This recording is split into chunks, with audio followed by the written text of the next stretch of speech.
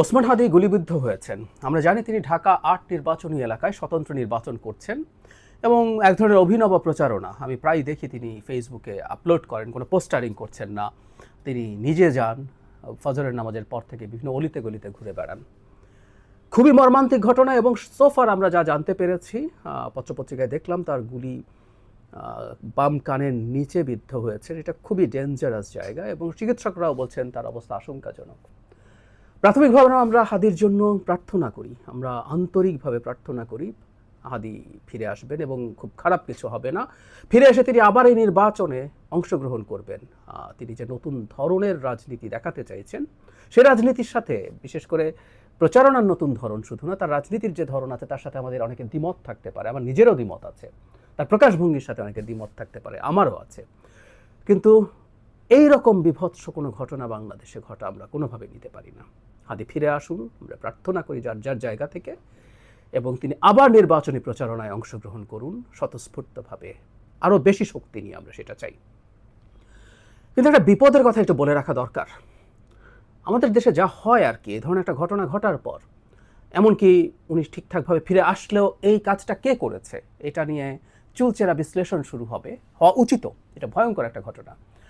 কিন্তু আমরা এমন কিছু যাতে না করি, আমাদের দেশে এই মুহূর্তে ক্রিয়াশীল যেসব রাজনৈতিক দল এবং শক্তি আছে, স্টেক হোল্ডার্স আছে, তাদের মধ্যে কোনো ভয়ঙ্কর সংকট তৈরি হয়। এই সংকটটা তৈরির চেষ্টাও বিভিন্ন জায়গা থেকে হবে। মানে ওসমান হাদির ওপরে এই হামলা আসলে কোন দিক থেকে হতে পারে?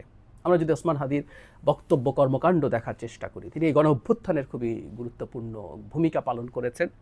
পরবর্তীতে আওয়ামী লীগ এবং ভারত বিরোধী অত্যন্ত কঠোর ভাষায় তার বক্তব্য আছে। সুতরাং উনি কাদের টার্গেটে পরিণত হতে পারেন আমরা বুঝতে পারি। এবং বলা বাহুল্য, এই নির্বাচন ঠিকঠাক মতো না হোক, বাংলাদেশ একটা স্টেবল অবস্থায় না যাক, সেটা আওয়ামী লীগ এবং ভারতের চাইতে এত বেশি সম্ভবত আর কেউ চায় না। সুতরাং আমরা প্রাথমিকভাবে এই ধরনের একটা ধারণা করা ভুল হবে না। কিন্তু তার রাজনৈতিক প্রতিপক্ষ যাদের সাথে তিনি নির্বাচন করছেন, তারা কেউ এটার সাথে দায়ী, সেই জিনিসটা আসলে তদন্ত বা যে কোনো কিছু করার আগে হুট করে বলে ফেলা আমাদের উচিত হবে না। কারণ এটা আমাদের অন্তর্কলহ, কোন্দল বাড়িয়ে দিতে পারে। সাধারণ কাণ্ডজ্ঞান বলে, কমন সেন্স বলে যে রাজনৈতিক প্রতিপক্ষরা এই ধরনের কোনো কাজ করার কথা না। কারণ যে পরিস্থিতি বর্তমানে বিরাজ করছে, একটা নির্বাচন হওয়ার জন্য যেভাবে সবাই মুখিয়ে আছে, সবাই নিজেদের মধ্যে অন্তত এই পর্যায়ের সংঘাত, কখনো কখনো তাদের মধ্যে ঝগড়াঝাটি, কখনো বাড়াবাড়ি, কখনো মারামারিও হতে পারে, আমি এটা অস্বীকার করছি না, কিন্তু এই পর্যায়ে যাওয়ার কথা না। সুতরাং আমাদের মধ্যে যাতে সলিডারিটি আসে এই ঘটনাটা দিয়ে, আমরা যেন বুঝতে পারি আমাদের কত বড় শত্রুরা অপেক্ষা করছে বাংলাদেশকে আনস্টেবল করে রাখার জন্য, আরও আনস্টেবল করে ফেলার জন্য। ফলে সেই জিনিসটা আমাদের একটু মাথায় রাখা জরুরি, আমরা নিজেদের মধ্যে যেন কোন্দলে জড়িয়ে না পড়ি। আবারও বলছি, আগেও বলেছি, তার রাজনীতি, তার প্রকাশভঙ্গি, এগুলোর সাথে আমাদের দ্বিমত থাকতে পারে। ব্যক্তিগত জীবনে তিনি অসাধারণ মানুষ, অসাধারণ বিনয়ী মানুষ। তার সাথে আমি একাধিকবার টক শোতে পার্টিসিপেট করেছি, আমি দেখেছি অত্যন্ত বিনয়ী একজন মানুষ। হাদিকে আমরা যেভাবে বক্তব্য দিতে দেখি, কথা বলতে দেখি, তার সাথে তার ব্যক্তিগত পর্যায়ের ইন্টারাকশন দেখলে অনেকেই মেলাতে পারবেন না। এটা তার রাজনৈতিক কৌশল, এটা তার রাজনীতি। প্রায় বলি যে আমরা গণতন্ত্রের কথা যখন বলি, আমরা গণতন্ত্র মানে হচ্ছে আমি আমার দ্বিমতের জায়গা, দ্বিমতের যে ক্ষেত্রগুলো আছে, দ্বিমতের যে রাজনীতি আছে, সেটার ক্রিটিসিজম আমি করব। আমি জামায়াত শিবিরের রাজনীতির ক্রিটিসিজম করি। আমি ডাকসু নির্বাচনের আগে শিবিরকে ভোট না দেওয়ার জন্য আহ্বান জানিয়েছি, এই অধিকার আমার আছে।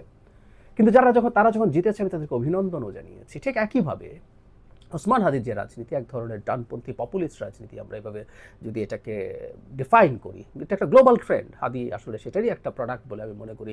এই থিওরিটিক্যাল আলোচনা আরেকদিন করব। তার সাথে আমাদের দ্বিমতের পরও তার অধিকার, তার রাজনীতি, সেটা রাজনীতি করার অধিকার, সেই জিনিসগুলোর খুবই পক্ষে থাকব। সবচেয়ে জরুরি কথা, আমরা নিজেদের মধ্যে হানাহানিতে জড়িয়ে না পড়ি। বাংলাদেশে নির্বাচন হতে দেয়া হবে না, নির্বাচনকে ধ্বংস করে দেব, বানচাল করে দেব, এই চেষ্টা চলবে আরও। আমি যদিও মনে করি নির্বাচন হবে, আমি এরপরও মনে করি, কিন্তু এই ধরনের ঘটনা আরও ঘটার প্রবাবিলিটি আছে। আমাদের নিজেদের মধ্যে যাতে আমরা বিবাদে না জড়িয়ে পড়ি, শুরুতেই বলেছি কারা আসলে এটা করতে পারে, তাদের ব্যাপারে যেন আমরা আরও বেশি সতর্ক থাকি। আবারও কয়েকবার বলা হলো, আমাদের গভীর থেকে, অন্তরের গভীর থেকে আমি চাইছি, প্রার্থনা করছি, হাদি ফিরে আসুন, শক্তিশালীভাবে ফিরে আসুন, সুস্থভাবে ফিরে আসুন। আবার তার স্টাইলের প্রচারণা, এটা একটা অসাধারণ নজির। একটা মানুষ পোস্টার ছাপাচ্ছেন না, বিরাট সকল শোডাউন করছেন না, হেঁটে হেঁটে হেঁটে হেঁটে নিজের এলাকায় ঘুরে বেড়াচ্ছেন, মানুষের সাথে কথা বলছেন।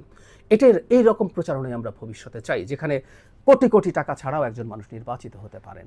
আমরা হাদিকে আবার সেই রকম ভূমিকায় দেখতে চাই। তিনি একটা নতুন ট্রেন্ড তৈরি করছেন, সেই ট্রেন্ড শেষ না করে তিনি চলে যাবেন, এটা হতেই পারে না। আমাদের সামষ্টিক প্রার্থনা তাকে নিশ্চয়ই ফিরিয়ে আনবে।